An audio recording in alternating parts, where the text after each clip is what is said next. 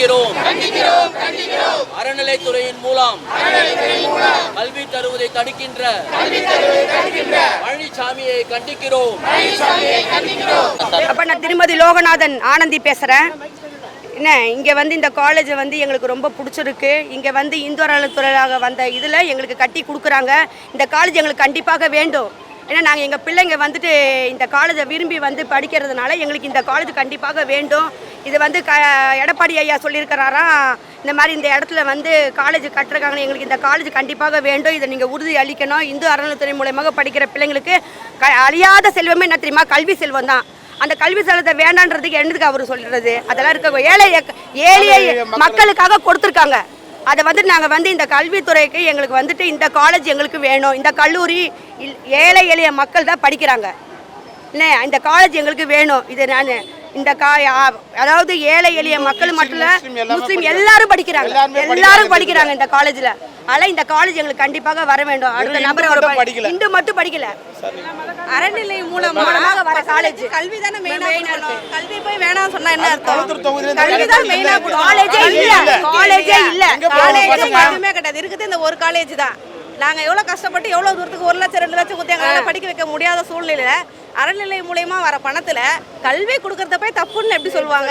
வேற எதனா செய்தாங்கன்னா நீங்கள் ஒரு கேள்வி கேட்கலாம். கல்வி கொடுக்கறத போய் தப்புனா வேற என்ன பண்ண முடியும்? கோயில் காசு எடுத்து இந்த குழந்தை இது ஒன்று தான் காலேஜ். எங்களுக்கு இங்க எங்கேயுமே காலேஜ் எங்கேயுமே இல்ல.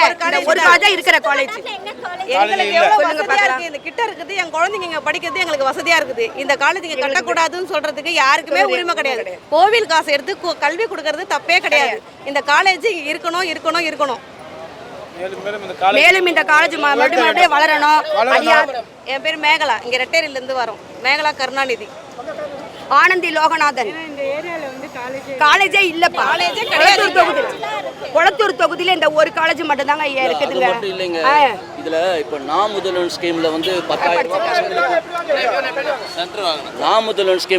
ரூபாய் எல்லா பசங்களுக்கும் கொடுக்குறாங்க. ஸ்டைஃபண்ட் கொடுக்குறாங்க, ஃப்ரீ எஜுகேஷனு. நீங்க வெளியே போய் ஒரு காலேஜ்னு கேட்டிங்கன்னா 4 லட்சம் 5 லட்சம் டொனேஷன் கேட்குறாங்க. ஸோ இங்கே இருக்கிற ஏழை மக்கள் ஃபுல்லாக எல்லாமே பயனடைகிறாங்க இதால். இந்த ஆமாம் இதெல்லாம் வந்து காலேஜ் அட்மாஸ்பியர் தான் மெயின். அதை கருதி தான் இப்போ வந்து அவங்க புது இடம் வாங்கி அந்த காலேஜ் கட்டுறாங்க. ஸோ அந்த இடத்துல வந்து அட்மாஸ்பியர் நல்லா இருக்குது. அதை நம்ம எல்லாமே ஏற்றுக்கிட்டு பசங்களுடைய எதிர்காலத்தை பார்க்கணும். இப்போ திடீர்னு இது மாதிரி சொன்னால் ஆல்டர்னேட் பண்ணால் பசங்களுடைய வாழ்க்கை எல்லாமே பாழாகும், ஃபியூச்சரே பாதிக்கும். அவங்க அந்த மைண்டு வந்து செட் ஆகாது. அதில் எவ்வளோ பிரச்சனைகள் இருக்குது. அதெல்லாம் கருதி தான் வந்து பேசணும். அது பேசுறதுல அதெல்லாம் கருதி சரி நம்ம பேசிட்டு மாற்றிக்கன்னா ஆல்டர்னேட்டிவ் அதெல்லாம் யோசிக்கணும். இப்போ அரசாங்கம் வந்து இப்போ வந்து பசங்களுக்கு வந்து அவ்வளோ உதவி செய்கிற சமத்தில் இதை வந்து கல்விக்கு முக்கியத்துவம் கொடுத்து எல்லாமே ஏற்றுக்கிட்டு இது செயல்பட பார்க்கணும். இதுதான் என்னுடைய கோரிக்கை. மூர்த்தி.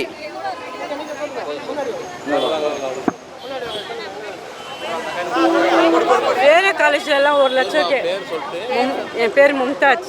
வேறு காலேஜ்லலாம் 1 லட்சம் கேட்குறாங்க. இந்த காலேஜில் வந்து ஃப்ரீயாக படிக்கிறோம் என் பசங்க. ஒன்றும் ப்ராப்ளம் இல்லை, நல்ல காலேஜ் தான் இது.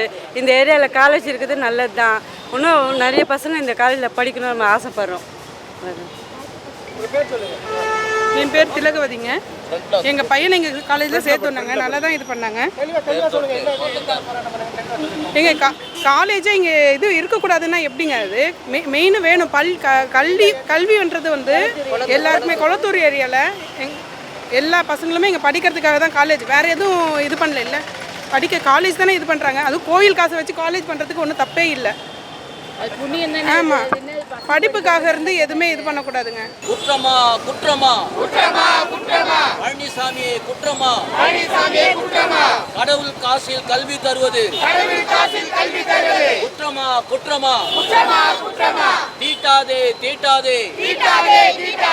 சதி செயல் தீட்டாதே, தடுக்காதே. அறநிலைத்துறையின் மூலம் கல்வி கிடைப்பதை தடுக்காதே.